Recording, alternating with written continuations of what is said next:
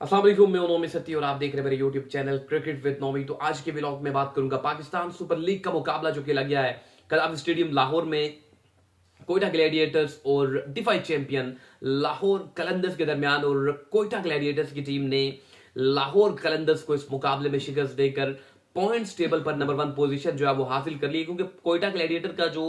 Season 8 था वो बहुत ज्यादा मायूस कुन था और काफी जो है वो फैंस को मायूस किया था कोयटा ग्लैडिएटर्स की कारकर्दगी ने सीजन 8 में। लेकिन कोयटा ग्लैडिएटर्स की टीम ने जिस तरह से सीजन 9 में कम बैक किया है, जिस तरह से कोयटा ग्लैडिएटर्स ने आगाज किया था पेशावर ज़ल्मी के खिलाफ मुकाबले में, और यकीनी तौर पर कोयटा ग्लैडिएटर्स की जो मैनेजमेंट में कुछ रद्दोबदल किया गया है और मोइन खान को जो इससे पहले हेड कोच थे सीजन 8 में कोयटा ग्लैडिएटर्स के, उनको टीम डायरेक्टर जो है वो करार किया गया। और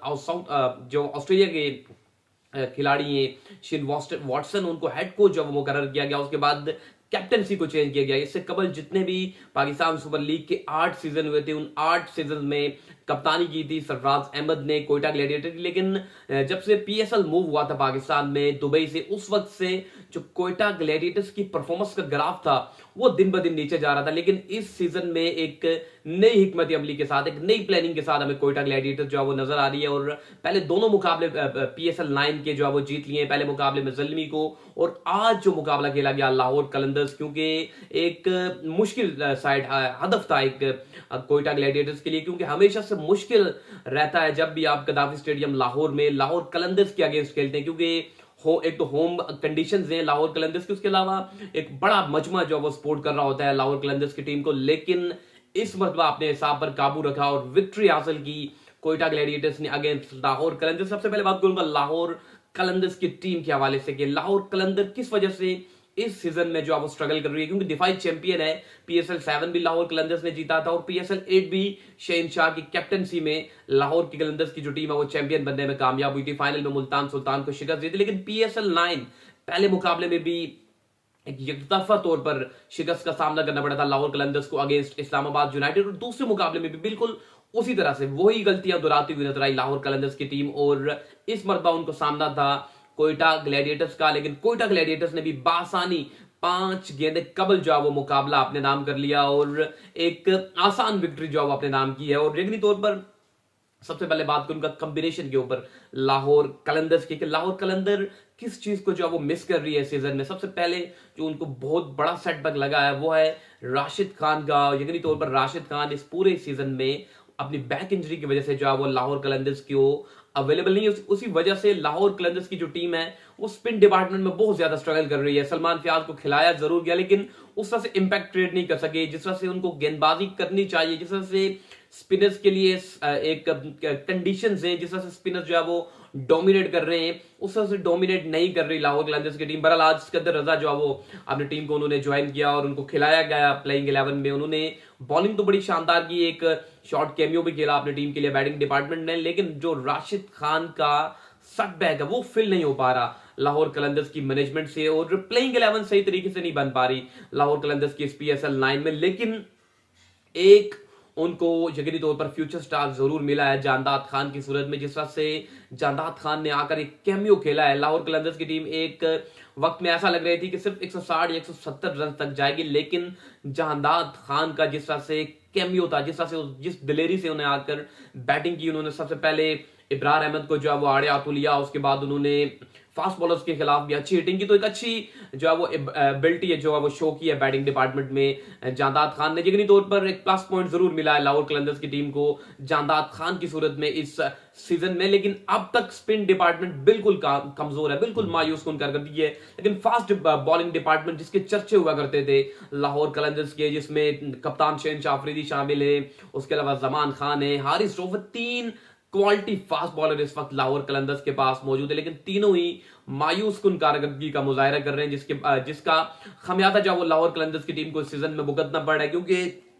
जो फॉर्म चल रही है हारिस रऊफ की वो बहुत ज्यादा मायूस कुन है लाहौर कलंदर्स के फैंस के लिए, क्योंकि पहले मुकाबले में भी इसी तरह उनकी पिटाई हुई, आज भी उनकी उसी तरह पिटाई हुई। विकेट उन्होंने एक हासिल जरूर की, एक आध उन्होंने चांस भी क्रिएट किया, लेकिन उस चांस को साथ ज्यादा फरहान जो है वो अवेल नहीं कर सके। लेकिन एक और स्ट्रैटेजी मुझे समझ नहीं आ रही, बिल्कुल भी समझ से बालातर है कि नॉन रेगुलर विकेट कीपर के साथ आप मैदान में उतर रहे, एक इंपॉर्टेंट कैच जो वो गिराया। उसके अलावा फील्डर्स ने कई कैच गिराए, जमान खान ने एक आसान कैच गिराया, उसके अलावा शहीन शाह की जो कैप्टनसी है उसके ऊपर काफी ज्यादा जो है वो क्वेश्चन मार्क है इस सीजन में। और यकीनी तौर पर लाहौर कलंदर्स की टीम अगर इसी तरह की क्रिकेट खेलती रही तो फिर बड़ा मुश्किल हो जाएगा प्लेऑफ्स में लाहौर कलंदर्स की जो टीम है वो क्वालिफाई कर सके, क्योंकि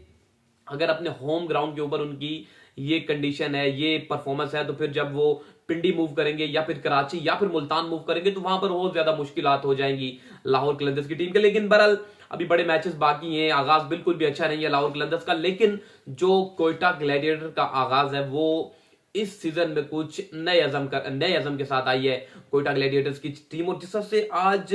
साउथ शकील ने परफॉर्म किया, पिछले 2 या 3 सीजन से लगातार साउथ शकील जो है वो कोयटा ग्लैडिएटर्स की टीम का हिस्सा है, उनको बेंच पर बिठाया गया, लेकिन आज उन्होंने अपने आप को एक मरतबा फिर जो है वो साबित किया कि वो बेहतरीन खिलाड़ी है। ना सिर्फ वो टेस्ट के बेहतरीन खिलाड़ी है बल्कि वो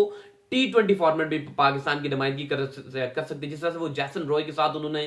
पहले मुकाबले में इनिंग बिल्ड की थी, जिस तरह से एग्रेसिव बैटिंग की थी, आज भी उन्होंने 40 रन बनाए और क्विक फायर रन जो है वो देखने को मिले। उसके अलावा नाफे क्या आउटस्टैंडिंग टैलेंट हैं, और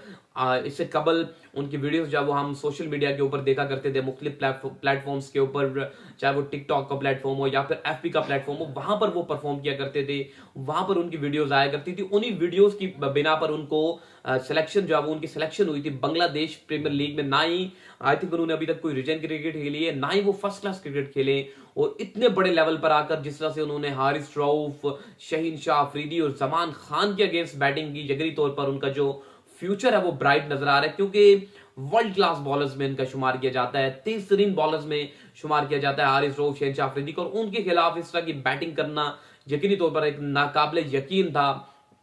ख्वाजा नाफे के लिए उन्होंने 61 रन बनाए, सिर्फ 31 गेंदों का उन्होंने सामना किया और एक मैच विनिंग नॉक खेली, क्योंकि एक टाइम पर स्ट्रगल कर रही थी जब बैक टू बैक विकेट्स गिरे थे। पहले आउट हुए साउथ शकील, उसके बाद जैसन रॉय, तो मुश्किलात लग रही थी, लेकिन उसके बाद जिस तरह से आकर संभाला दिया नाफे ने, यकीनी तौर पर एक ब्राइट फ्यूचर है और आने वाले वक्तों में पाकिस्तान को काफी अरसा जो वो सर्व कर सकते हैं। यकीनी तौर पर जितनी भी तारीफ की जाए वो कम हो जी ख्वाजा नाफे की, साउथ शकील की, जिस तरह से सीजन में परफॉर्म कर रहे हैं, जिस तरह से आगाज लिया है साउथ शकील ने। उसके अलावा बॉलिंग डिपार्टमेंट तो बहुत ज्यादा शानदार नजर आ रहा है सीजन में। मोहम्मद आमिर जिस तरह से कोयटा ग्लैडिएटर्स की टीम का हिस्सा बने, और जो तजर्बा, जो टैलेंट मोहम्मद आमिर के पास मौजूद है, यकीनी तौर पर उसका भरपूर फायदा उठा रही है अब तक कोयटा ग्लैडिएटर्स की मैनेजमेंट, चाहे वो नए बॉल के साथ हो या फिर पुराने बॉल के साथ हो। मोहम्मद आमिर जो है वो इस सीजन में डोमिनेट करते हुए नजर आ रहे हैं कोयटा ग्लैडिएटर्स की जानिब से। दूसरी जानिब अगर बात करें अकील हुसैन, वो भी फर्स्ट टाइम जो है वो कोयटा ग्लैडिएटर्स का हिस्सा बने। इससे कबल वो मुल्तान सुल्तान की जानिब से खेल रहे थे PSL 8 में, और यकीनी तौर पर उन्होंने जिस तरह की गेंदबाजी की, यकीनी तौर पर नए बॉल के साथ उन्होंने डेंजरमैन फखर जमान को रिमूव किया, उसके बाद पावर प्ले के बाद भी अगर उन्होंने बड़े शानदार बॉलिंग की, तो एक अच्छे रिदम में लग रही है इस सीजन में कोयटा ग्लैडिएटर की टीम। और लगता ये है कि जो गलतियां की थी PSL 8 में कोयटा ग्लैडिएटर्स की टीम ने, उससे सीखा है, यकीनी तौर पर कुछ सोचो बचार की है कोयटा ग्लैडिएटर्स की मैनेजमेंट ने PSL 9 के लिए। तो यकीनी तौर पर इस वक्त तक, अभी तक जो 2 मुकाबले हुए उसमें कोयटा ग्लैडिएटर की टीम ने जो वो डोमिनेट किया, लेकिन लाहौर कलंदर्स की टीम ने अपने फैंस को अभी तक पहले 2 मुकाबलों में जो है वो मायूस जरूर